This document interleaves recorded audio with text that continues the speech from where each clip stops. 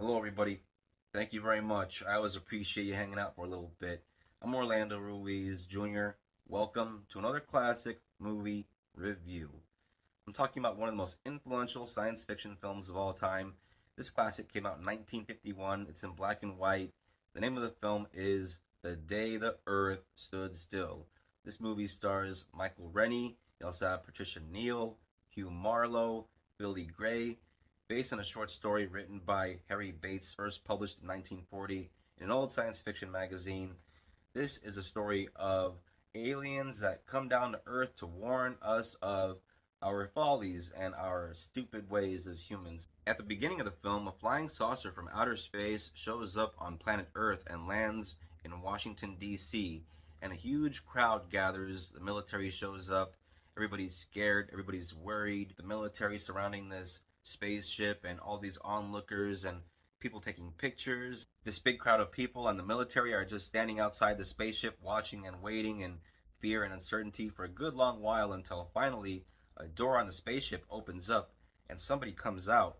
Looks like they're wearing an astronaut suit with a helmet covering their face, takes off the helmet and reveals himself as our lead actor, Michael Rennie, as the character of Klaatu, who is a being from the stars, from outer space. Also, Klaatu did not come to Earth by himself. He brought with him some backup, just in case some dumbass soldier tries to take a shot at him, which they do.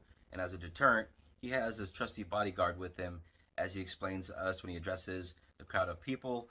His race of space beings have developed a race of robots that are capable of all kinds of very advanced things, like disintegrating our tanks and our guns, which in a very cool moment we get to see. In the role of the trusted robot bodyguard Gort, you have 7'4" actor Locke Martin, who looks okay in the suit when he's just standing still, but when he begins to walk, you can tell that it's not a complete metal material. He's supposed to be a metal robot, but you can tell his suit is made out of rubber in some parts, and it's the 1950s, and so it doesn't really take away, it kind of adds to the charm. Even though he's been shot, Klaatu isn't really phased by it, but they have him taken to the hospital for a little observation and treatment anyway, where he's interviewed by somebody who represents the President of the United States, where Klaatu tries to explain, I need to talk to all the world leaders and all the representatives of every country so I can address everybody together. And this man explains that, well, things don't really work that way, and it's really hard for all of us to get together in one room and all of that. After a little while of trying to talk to this bureaucrat, Klaatu gets a bit impatient with his ignorance and just up and leaves and escapes the hospital, where everybody begins to wonder, where did this guy go? And everybody begins to look for him. The military, the police. After he leaves the hospital, Klaatu goes out into the world and kind of explores 1950s Washington, D.C., and sees some sights and meets some people, gets to know how we live a little bit. He ends up back at his spaceship where the crowd is still there, the police and military are still there, and Klaatu befriends a little boy who is just kind of there like everybody else, kind of in awe and wonder of this ship that's just sitting there. And he talks to the little boy, befriends the little boy. His name is Billy, and Billy is the son of Helen. At first, little Bobby and his mom Helen don't know who Klaatu really is. They don't know that he's the alien that everybody is looking for. But after a while, they do figure it out and they become allies. Even though this is a 50s movie, the effects look better than a lot of 1950s science fiction movies of this era. They had a budget on this movie. You can tell when you watch certain scenes that require effects, like the scenes with the spaceship. When it's flying around at the beginning of the film, it has like a certain glow and you can't see the strings, unlike in a lot of B low budget science fiction 50s movies where you can see the strings, but not here, except for one scene where Gort is carrying somebody in his arms. You can see that he's being helped by some strings. Other than that, that is the only time where you see the effects show themselves in this movie, but for the most part, the effects in this movie for a 1950s black and white science fiction film are rather good, especially in the Gort scenes where he's disintegrating tanks and weapons that soldiers are holding. Before the release of this film, there were plenty of science fiction stories about hostile aliens coming down to Earth to cause destruction and chaos, much like in H.G. Wells' War of the Worlds.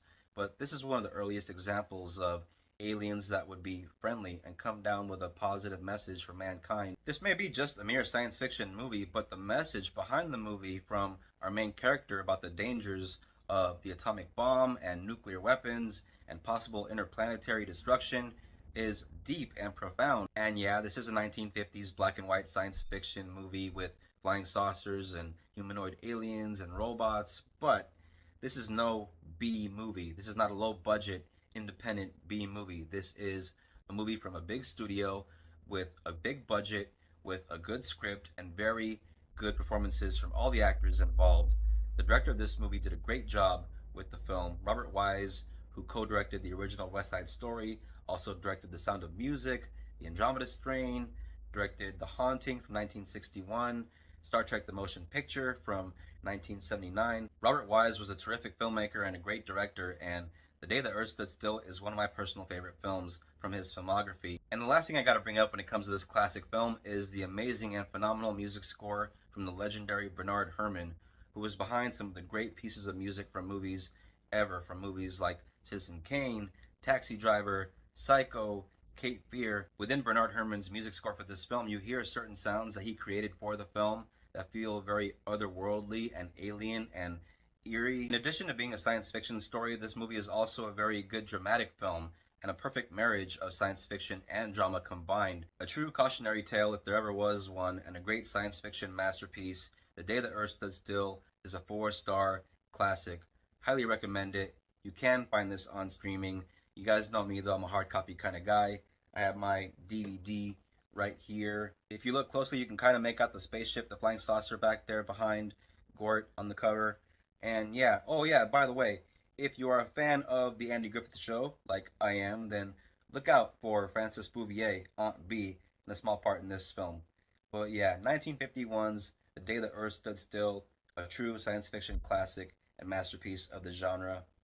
Thank you all very much for watching this classic movie review. I always appreciate it. If you're into the classics, if you're into movies, if you're into this kind of thing, and if you're new to the channel, subscribe. Hit the bell for notifications on more reviews from me coming out very soon. If you're a returning viewer, thank you very much for all your support and your views. I always appreciate it. Please don't forget to comment and share, like, because it always helps out the channel. And I'll catch you guys on the next classic movie review. Everybody take care of each other. Till next time, peace out. God bless.